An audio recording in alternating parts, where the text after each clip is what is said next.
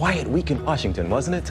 Yes, it was a crazy week, rather. Had the Attorney General, Merrick Garland, we saw making that statement about the FBI raid at Donald Trump's Mar-a-Lago home. Listen.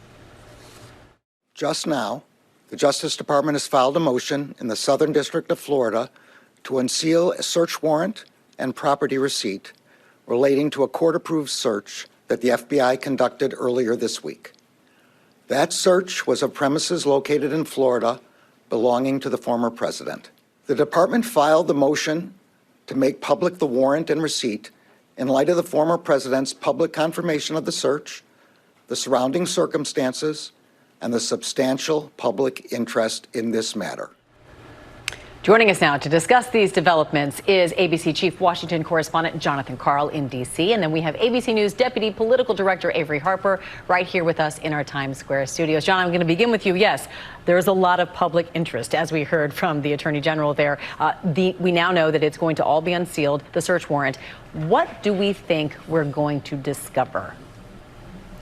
Well, we're going to learn some very important basic information about what was going on. We're going to learn the outlines of why this search was conducted. That will include the statutes that were potentially violated, the laws that were potentially broken. There'll also be an addendum to this that would have the list, what they call a receipts or invoice of the documents of the items that were taken from Mar-a-Lago. But keep in mind, Amy, given that some of this was incredibly sensitive, classified information, this won't exactly be a detailed list. I expect that it will be redacted.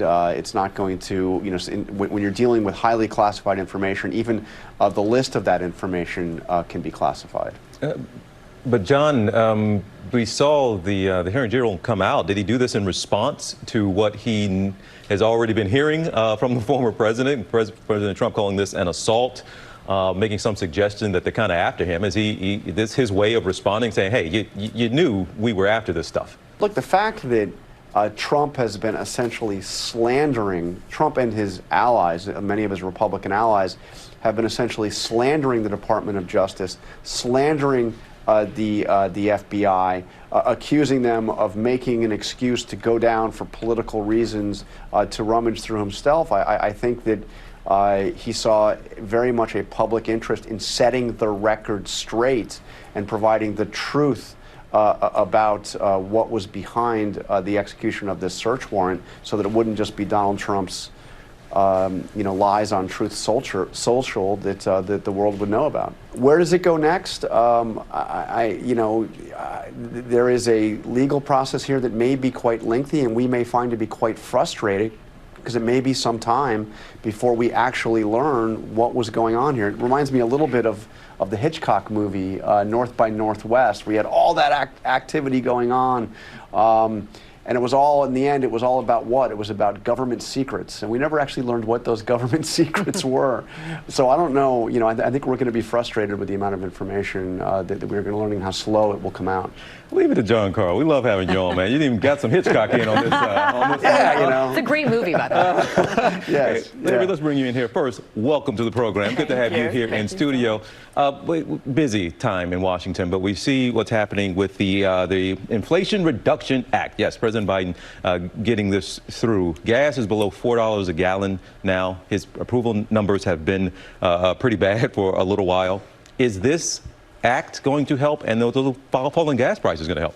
Right. I think that the White House certainly hopes so. If you look at the latest ABC Ipsos poll, you will see that the president's approval is at 37%. And if you look specifically at inflation, his handling of inflation, his approval is at 29%, disapproval at 69%.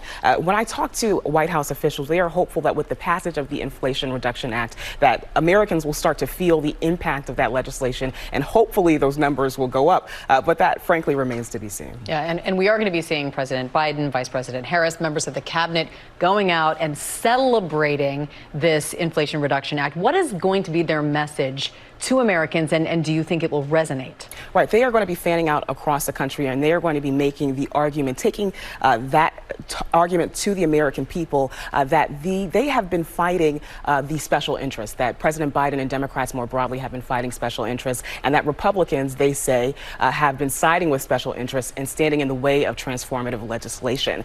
So that is what they're going to be saying to folks. Again, the timing is critical. We are closing in on midterms, and if Democrats want to push forward on their agenda, they're going to need control of one or both chambers of Congress, and quite frankly, that is a tall order. One other thing, why is it so important to keep an eye on Wyoming and Alaska coming up on Tuesday? Right. I am in particular watching two women. I'm watching Senator Lisa Murkowski and Congresswoman Liz Cheney. Both of them are facing Trump-backed challengers.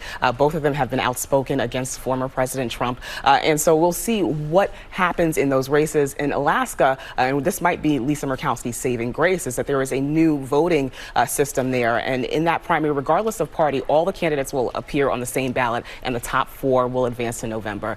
Liz Cheney, on the other hand, is widely expected to lose her race, so I'm eager to see what her next steps are. Well, Avery, it is really good to have you on the program and in studio. Again, this is our Deputy Political Director, Averi Harper, and then our GMA3 contributor now, Jonathan Karl. Good to have you here. And if you want more Jonathan Karl, we've got this programming note for you. Jonathan Karl will have much more on This Week, Sunday morning, with exclusive interviews with Maryland Governor Larry Hogan and Senate Judiciary Committee Chair Dick Durbin. Be sure to tune in. Thank you both so much.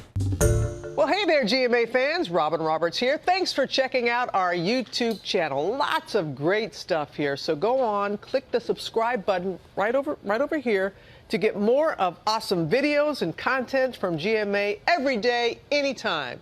We thank you for watching, and we'll see you in the morning on GMA.